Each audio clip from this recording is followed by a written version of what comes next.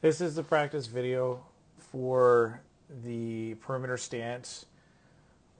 What we have here is a goalie tracking out, getting set, working on double edge push coming out, trying to simulate a zone entry here. Puck's right in the middle. We're a little bit closer than I'd like to be, just unfortunately in the practice setting. We're just kind of utilizing the space that we have. So here we have a college goalie. We can push him a little bit here. This is his first time doing this drill specifically. He's worked on perimeter feet and active feet and all that kind of stuff with me before, but I just want to kind of a little bit of slack. He does fairly well in this drill. We want to really look at the fundamentals of the stance here. So right now, yes, the goalie's deep on the goal line. This is something that they call inside out goaltending, and what that means is the goalie is starting inside of the crease. They're super patient. They're waiting in the blue ice until that puck comes over the blue line. Traditionally, we would encourage the goalie to get out early, especially if they were a shorter goalie or a younger goalie, a little bit less experience.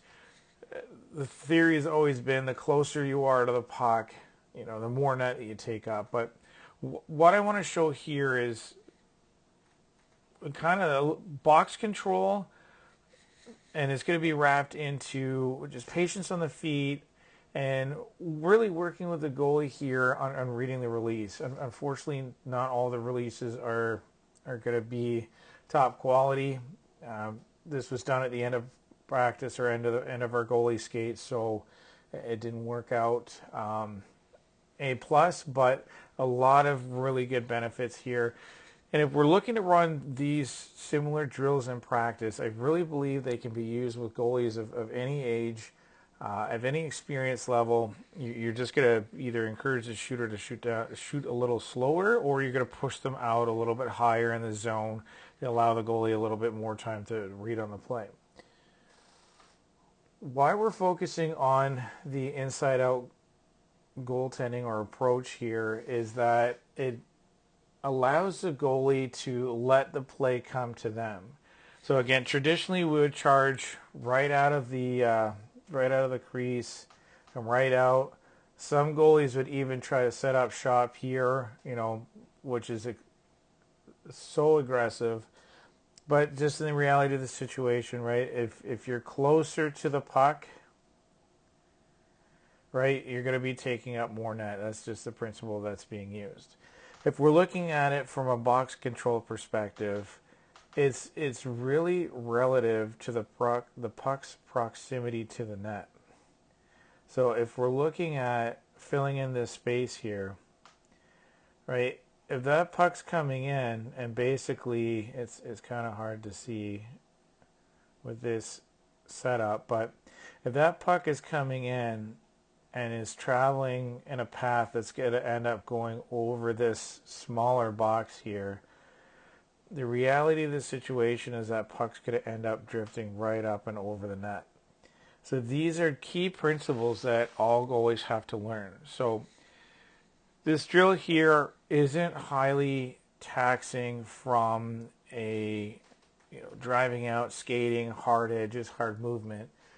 It's something that can be essentially put into the warm-up skating, but we really want the goalie to be set, able, warmed up, so that they can really focus on the key factors of this drill.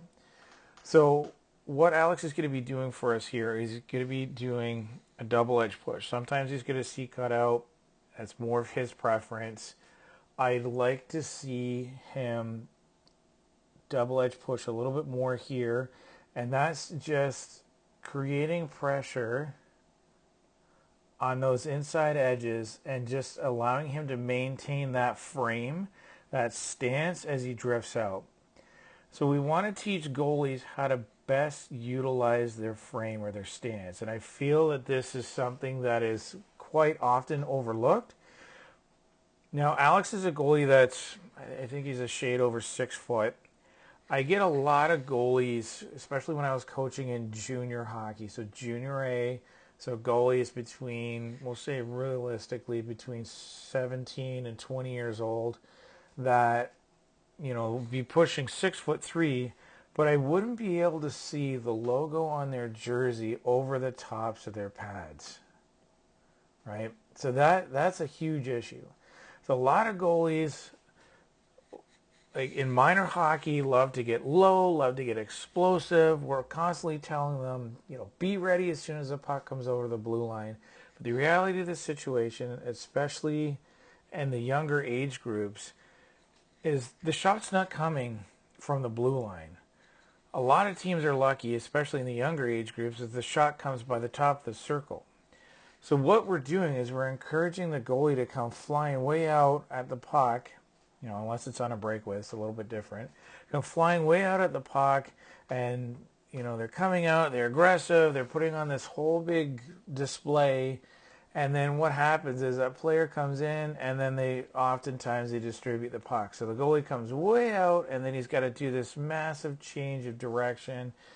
Oftentimes, especially younger goalies, are way out on the white ice, and that's when we start getting lost.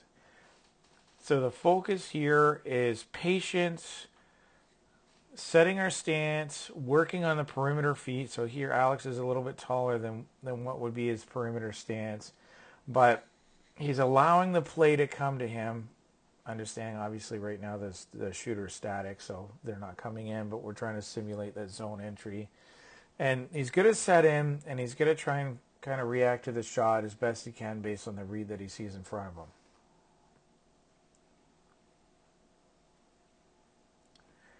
Right? So you're seeing Alex when he comes out to the top of the crease here. He's coming out, and he's drifting into that setting. Here he gets a little bit too wide, in my opinion, but he is reading the release. He's reading his shot, right? But we see like how he starts way back here. His shoulders are over the crossbar, and then now as he comes in to settle in, he's getting a little bit low. There's a nice blocker save there. It's kind of hard to tell, right? Excellent save execution, and then tracks that puck.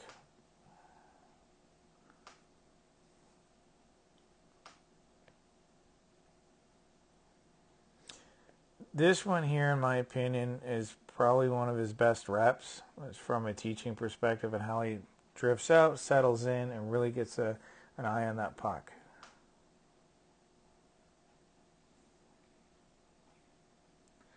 Unfortunately, the puck also almost hit him in the eye, but that's beside the point. We love our shooters.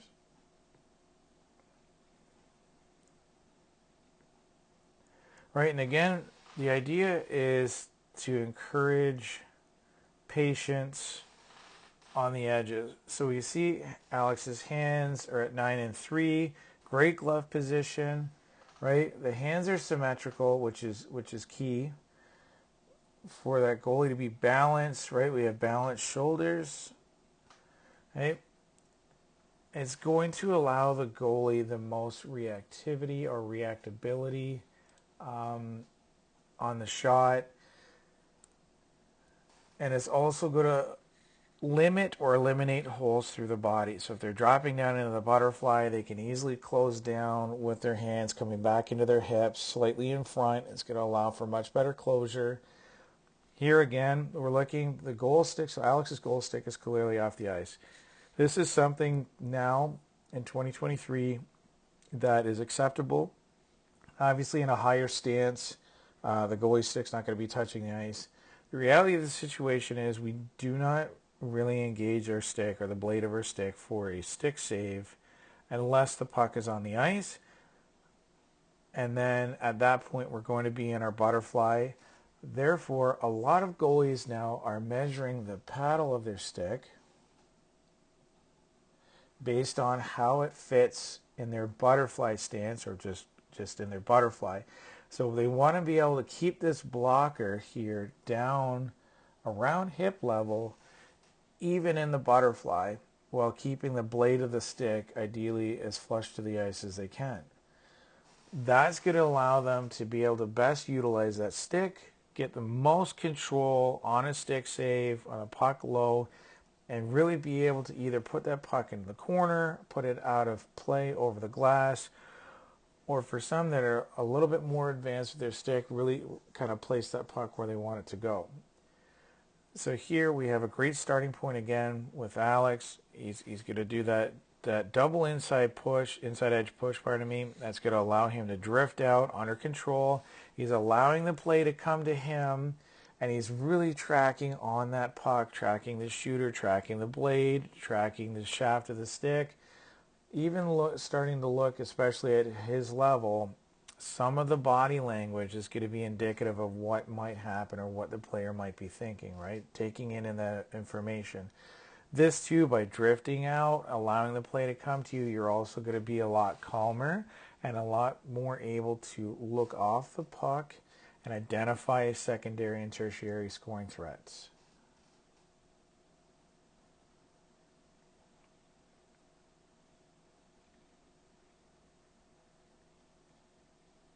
Excellent save. Nice recovery.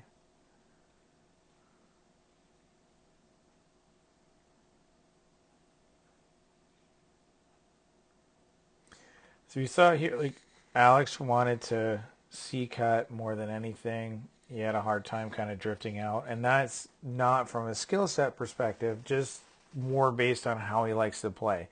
So this is a goalie at the college level.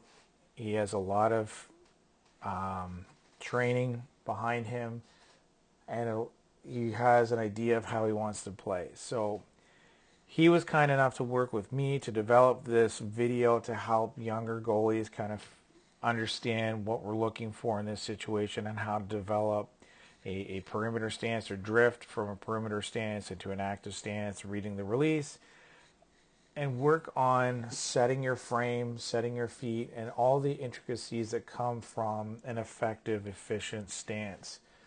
I cannot stress enough how important the stance is and how often it's neglected in minor hockey. And you see goalies right here. So Alex is in his ready stance here, and you can see he's drifting down because he's reading that shot coming and he's reading a release. Unfortunately, we can't see the shooter in the picture here. But there's goalies that will come to me in clinic settings, or if I go and see in association setups or just with different teams, and this is their all the time stance. Now again, Alex is a taller goalie, so if we allow him to drift back, see where his shoulders are in relation to the crossbar when he's standing almost upright, and then we get him out here, and then he's setting into the shot, he's getting low, he's getting that read. But this is where some goalies, like to start. They like to come out this far into the white or even further on a zone entry before the puck enters the zone, which also, as you can see how loaded and low he is, how much stress that's putting on his legs. And not from stress from an injury perspective, but stress just in staying locked and loaded and ready to explode, right? The misconception is if the springs are totally compressed, we're going to be at our fastest, we're going to be explosive. But what that often leads to is mismanagement of the shot, of the rebound.